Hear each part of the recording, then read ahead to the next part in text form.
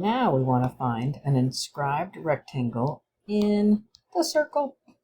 So my rectangle would look like this. So same idea. This width would be 2 x's, right? Because we've done that before. X in that direction, x in that direction.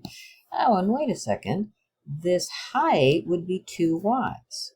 So my area would be 2x times 2y. And then I know, oops, make that 4. Make that meter. I'd get 4x. And then I'm going to multiply it by y. Oh, I need to solve that for y, and that gives me square root of 16 minus x squared. So here we go, finding the derivatives, finding the derivative of this using product rule, right? So area, got really thick. Hold on, I don't want that one, okay. Area is first, d second. So you know to do chain rule, 16 minus x squared. Remember, this negative 1/2 is really easy to forget, and so is taking the derivative of the inside, plus second d first. So I get 4 times 16 minus x squared. All right, so this negative exponent term, I'm going to put it in the denominator, and I'm going to think about this. I have a negative 2x, a 2. So those 2's will cancel, and so I would be left with a negative 4x squared, right? Because there's 2 x's, over that radical, the 16 minus root 16 minus x squared. And then I still have this plus 4, 16 minus x squared, and it's equal to 0. So just like before, I'm going to move this term to the other side. 4x squared, 16 minus x squared. This side here stays the same. Okay, so now I'm going to multiply both sides by this 16 minus x squared. And I'm even going to do another thing. I'm going to say, look at that. Those 4's can go away, right? Divide both sides by 4. The right-hand side, look at that. It just gives me x squared. On the left-hand side, I get 16 minus x squared.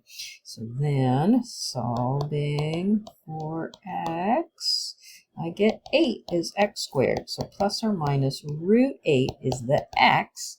And in order to find the y value, you would put it back into the function we solved for, right? Which 16 minus x squared. So y would be 16 minus 8. Right, so root 8. Oh my goodness, I think it's a square. It is. All right, so let's look at this one. This one's another box. It's giving us surface area this time, right? Amount of material is surface area.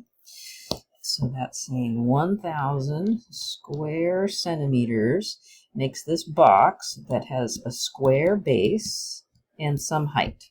Okay. They want us to maximize the volume, so that's what we're going to take the derivative of and set equal to 0. And I know the volume equation is x squared h. So let's go figure out what our constraint is. So out of the 1,000, we've got a square base. It doesn't have a top. So I've got the area of the bottom, which is x squared. And then I've got 4 sides of area xh. All right, so now I know I'm going to be solving for h, right, to substitute it in here. So I get 1,000 minus x squared over 4x is equal to h. Maybe we can clean this up a bit, right? So this gives us 250 over x minus 1/4 over x, right? No, times x, right? 1/4 times x. Sorry, I said that wrong. Okay. Double check on the mistake. Okay, so now I'm going to substitute in right there, right? So I have volume is equal to x squared times 250 over x minus 1/4 x. And I'm going to multiply it out before I take the derivative. So I get 250x, right, minus 1/4 x cubed. So now let's take the derivative. So v prime will give me 250 minus 3/4 x squared.